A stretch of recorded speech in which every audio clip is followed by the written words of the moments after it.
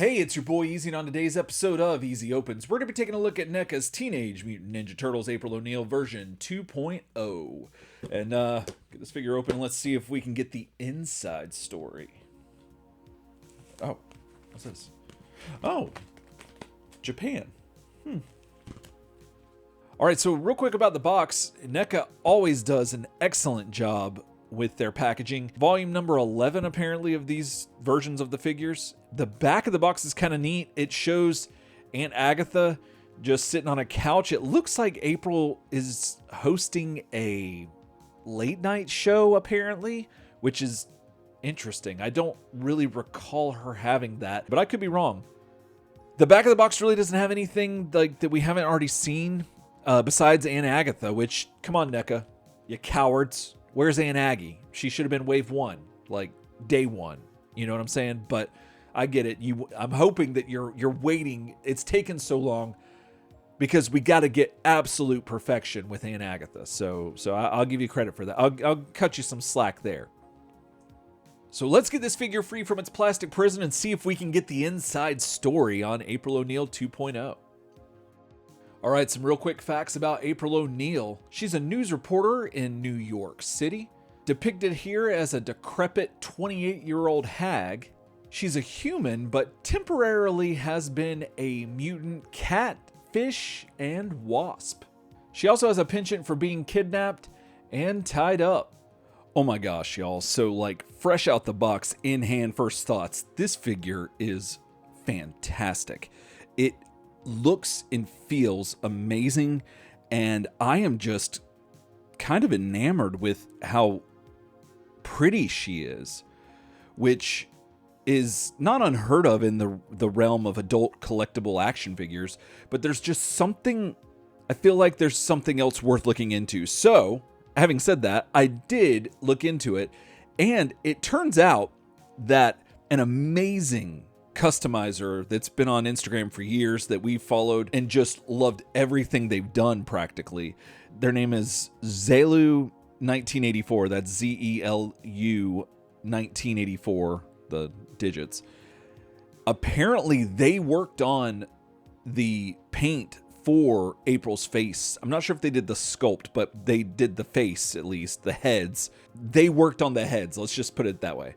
And that makes a lot more sense as to what I'm getting from this, because they do such an amazing job, and NECA does a great job too generally, but there was something else about these April heads that just spoke to me, and so that's really awesome, and I'm super happy to see them getting the community involved, and that's really cool, and I'm very happy to have something that Zelu 1984 worked on, because their work is amazing, and this figure is just pretty stunning in my opinion, and I am really digging this. Now, I know some people complained about the giraffe neck is what they were calling it, but it really doesn't bother me. I feel like it looks fine, and I could see where they were coming from, but it's not that big a deal to me. I think it works fine considering the source, but this figure looks and feels fantastic. The sculpt and the detail and the suit is just great, but again, I think the faces really, really help to sell this figure. Now, they do have another version of April that came with the Channel 6 convention exclusive box set, and that April is pretty neat. It's pretty much the same sculpt from at least the waist down. I believe, if I'm not mistaken, that's one for one, unless I'm missing something. However, the chest up is a little different. April 2.0 has a slightly bigger chest, or at least they're shaped differently, possibly. But I think the overall chest piece on April 2.0 is actually just bigger in general. The other difference is that the Cat April's collar is slightly popped, but not to the level that April 2.0's is. And so there's that difference. But yeah, I think it's a different chest piece, and that's the only part, besides the head too, that's different from the Channel 6 Cat April. Oh, and obviously the tail. Like, she'd have a tail, but she is very calipagious, so that's always a good thing. All right, so now let's talk about the accessories you're going to get with April 2.0. This figure comes with 3 different heads: an open mouth smiling head, a closed mouth head, and a blindfolded head. This figure comes with 12 different hands. Now, this seems like the most hands I think I've seen any action figure come with, and it kind of felt like the Mortal Kombat 2 fatalities, where when they would explode, like just multiples of limbs would just litter the screen, and you're like, there's no way there was that many, things in that person's body. But that's kind of what it felt like to me in a weird way. But still, I'm not complaining about accessories, because the more the better. They also come with a portable Channel 6 camera, a Channel 6 wireless mic, a Channel 6 wired mic with tape recorder, a turtle comm, and now those are all the accessories that are usually seen in almost every episode of the animated series. However, the following are unique items that she comes with, and I was able to get most of where they come from, with the exception of, I think, just one. So she comes with a book of the hare and the tortoise, which is weird to say because it's supposed to be the other way around. But this is also included in the TMNT disguised 4-pack that Neca put out a while back. And I didn't find the actual episode where this came from, so if you know, hit me up in the comments. She comes with the Maltese hamster, which came from Season 3, Episode 4, titled the same thing, the Maltese hamster. She comes with a baby meatball pizza monster, which comes from Season 2, Episode 6, The Case of the Killer Pizzas. She comes with a Doku plant, which is from Season 2, Episode 7, Enter the Fly. She comes with a monster plant, also from Season 2, Episode 3, It Came From Beneath the Sewers. She also comes with a framed photo of Aunt Agatha, which I could not find a episode reference of that, even though Aunt Aggie appears in 2 different episodes, but she probably had it in her apartment and it was just a passing shot, but I don't know. If you know, again, hit me up in the comments. And then she also comes with this metal binding thing that I couldn't figure out for the life of me. But fellow Turtletarian Adam Winders helped me out in the Turtle Soup group and told me that it is from Planet of the Turtleoids 2-parter episodes, Season 5, Episode 21 and 22. And I think that's it. That's a lot. That's awesome. That's what, goodness, every action figure should come with that many accessories. All right, let's talk about the articulation you're going to get out of April 2.0. So, starting at the head, you get 360. She can look up, not really that much, but she can look down a considerable amount. And then at the shoulder, you get 360. And she can, there's a joint in there, so up and down. Also at the elbow, you have 360 as well, with the joint for some wiggle room. And likewise with the hands, but it is the tiniest of joints there, so be very careful. But there is options there because the hands are removable, so there's that. She's got a rocker joint at the waist, or chest area, I guess. Well, actually, I guess that would be the waist, yeah. Midsection, torso, those are other words you could use for that. And yeah, so she can rock and roll and turn it all around, whatever you got to do. And yeah, she's got some really good split action, which always feels weird, but I feel like it's important. 360 at the leg, which is very cool. And yeah, let's see how far she can kick out. She can kick that. She can good distance forward, not so much back. She's a little too calipigious for that, but still, you get some bends in there. You get double jointed knees, as you can see there, but mine are a little stuck and they want to be difficult. But then you also get a little bit of swivel in the thigh as well. And then the ankle rockers are legit. And so you get all kinds of motion down there, and I believe that that is all the articulation you're going to get out of April 2.0. According to Turtlepedia, April O'Neil is 5'8" and weighs 115 pounds. And this figure of April 2.0 stands at just shy of 6 inches tall and weighs, well, I'm not going to say. All right, well, now let's see how they compare to some other figures you might have in your collection. Here she is with Chun-Li from SH Figuarts and Princess Zelda from Figma. Here she is with Donatello from Super7 and April O'Neil / Pink Ranger from Hasbro. Here she is with the knockoff NECA Mirage Comics version of Leonardo and NECA's Man Ray from the Archie Adventure series. Here she is with NECA's Rex 1 and NECA's Irma. Here she is with her boss Byrne Thompson and her cowardly co-worker Vernon.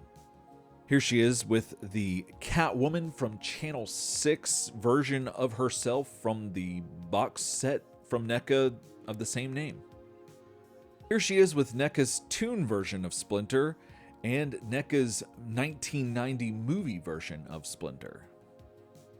Here she is with Masters of the Universe Classics Catra figure and Sub-Zero from Storm Collectibles.